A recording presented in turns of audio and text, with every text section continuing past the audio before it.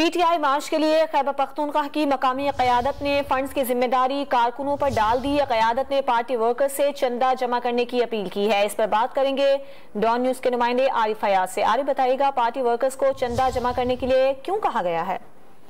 جی بالکل، یہ جو تحریک انصاف کی حقیقی آزادی مارچ ہے تو اس کے لیے فنڈز جمع کرنا بڑی رکاوٹ خیبر پختونخوا میں بن گئی ہے، اور جو مقامی رہنما ہے، ضلعی رہنما اور ڈویژنل رہنما، تو ان کو یہ ہدایت جاری کی گئی ہے کہ جتنے بھی کارکنان ہیں ان سے چندہ اکٹھا کیا جائے۔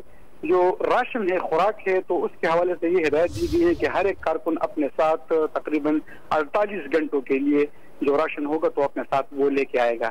اس کے بعد پھر آئندہ کلا عمل طے کیا جائے گا۔ لیکن جو گاڑیاں ہیں، ٹرانسپورٹ گاڑیاں، اس کے کرایوں کے لیے کارکنان کو یہ ہدایت دی گئی کہ سب کارکنان چندہ اکٹھا کریں گے، اور اس میں جو ضلعی رہنما ہیں اور امپیز جو ہیں تو زیادہ چندہ ڈالیں گے۔